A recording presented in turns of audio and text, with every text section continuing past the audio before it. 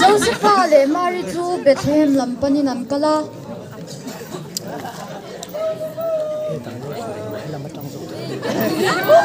Mary chu arai chu to wangin rai puar kalina kala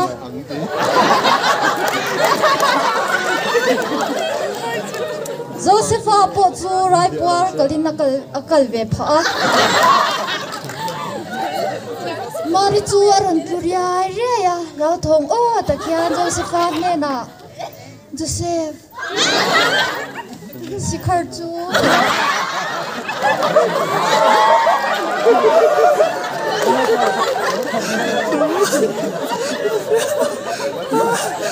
khoi buk vek tu ne nan va thenga khoi buk vek tu chuan vestige an join du le du lo lo so ta ria buk zong an ni zok thu an chan nu chuan khoi buk vek tu chuan ria na tu rom lo thu in na changa among a thing mal boka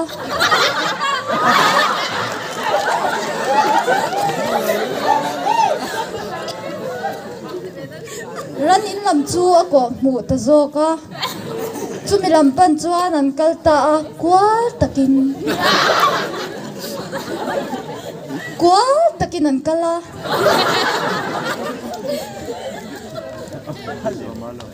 chuti lai chuan super trio an lo langa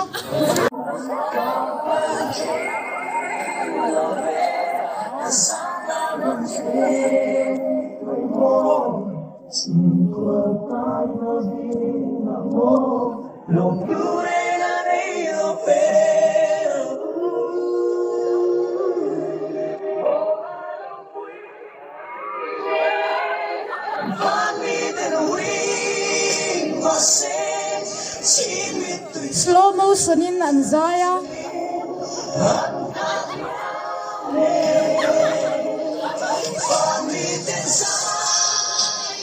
avir zong in anzai boka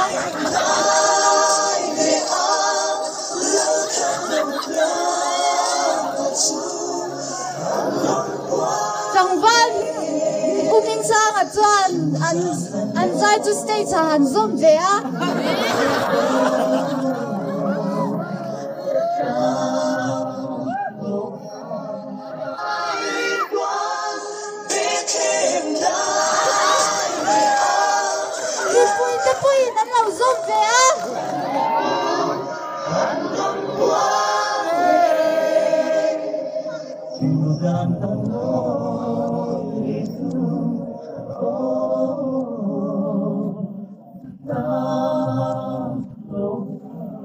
Peram vek tu te chu phula chuan an ron wa ka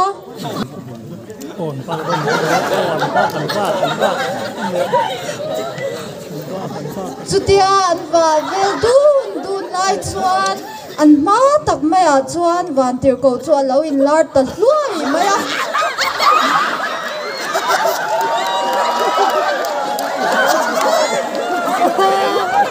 an chu ta duala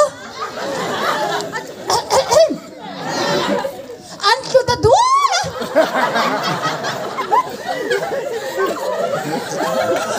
an hlau ma wang chuan pakhat chu gate lampanin atlan tawang skit an chan chung zong chu lo let to lo an trap ta hum huma van tir go chuan an ne na hau su lang ngai ro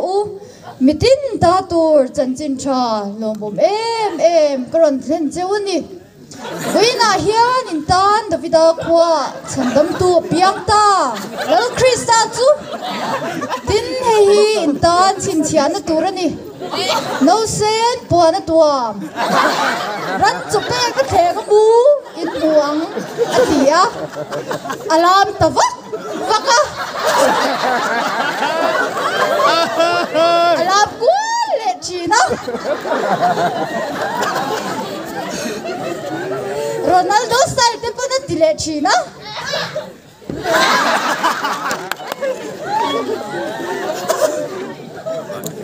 tu tila tak chuan buni em an lo chuak ta hlui me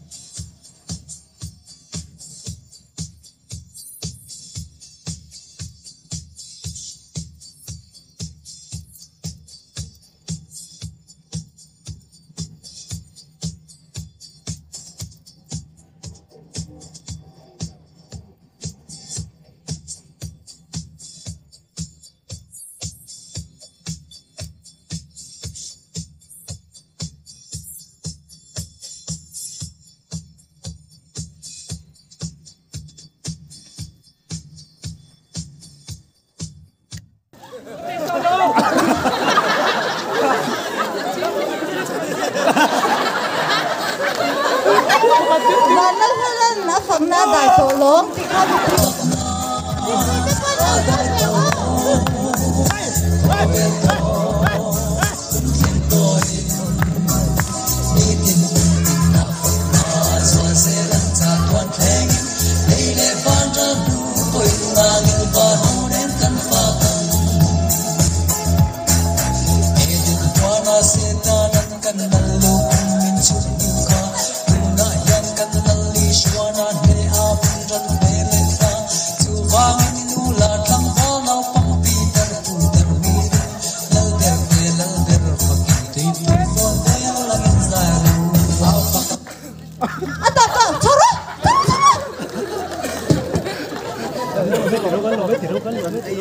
thì giúp khát lòng bao giờ thần sao group tên là giả nên là cần rung hun run man thể chu ni kan lo me